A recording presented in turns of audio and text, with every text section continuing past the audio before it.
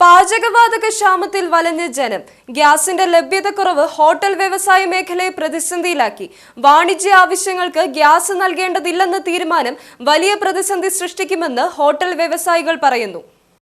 പാചകവാതക പ്രതിസന്ധി മൂലം നിരവധി ഹോട്ടലുകൾ ഇതിനോടകം അടച്ചു. ഹോട്ടലുകൾക്ക് വാണിജ്യ സിലിണ്ടർ വിതരണം ചെയ്യേണ്ട എന്നാണ് കമ്പനികൾ ഏജൻസികൾക്ക് നൽകിയിട്ടുള്ള നിർദ്ദേശം.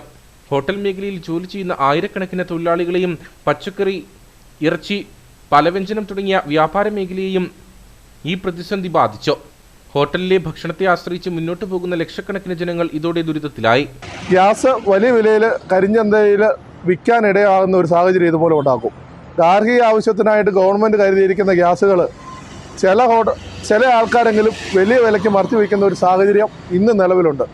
ഹോട്ടൽ മേഖലയെ ആശ്രയിക്കുന്ന രോഗികളായിട്ടുള്ള, ഭക്ഷണം പാചകം ചെയ്യാൻ പാടില്ലാത്ത നിലാരംഭരായിട്ടുള്ള ധാരാളം ആൾക്കാരുണ്ടെന്നിരിക്കെ ഹോട്ടൽ മേഖലയെ പൂർണ്ണമായിട്ടും ഗ്യാസ് കൊടുക്കേണ്ട, വാണിജ്യ ആവശ്യത്തിന് പൂർണ്ണമായിട്ടും ഗ്യാസ് കൊടുക്കേണ്ട എന്നുള്ള ഗവൺമെൻറ് തീരുമാനം തീർത്തും പ്രതിഷേധാർഹമാണ്.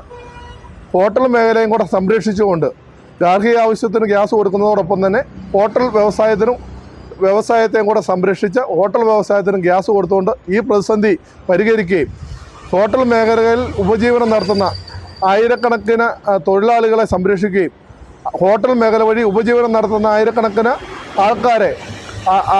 വ്യവസായികളെ സംരക്ഷിക്കുകയും ഈ മേഖലകളിൽ ഭക്ഷണ ലഭ്യത മൂലം ഉണ്ടാകാവുന്ന പ്രതിസന്ധി പരിഹരിക്കുകയും ചെയ്യണം. പാചകത്തിനായി കൂടുതൽ ഗ്യാസ് വേണ്ടി വരുന്നതിനാൽ ഊണ് നൽകുന്ന പല കടകളും ഇത് നിർത്തിവെച്ചു. അപ്പപ്പോൾ തയ്യാറാക്കുന്ന വിഭവങ്ങളും ദോശ, അപ്പം പോലുള്ള നാടൻ വിഭവങ്ങളും ഹോട്ടലുകളിൽ നിന്നും കിട്ടാനില്ല.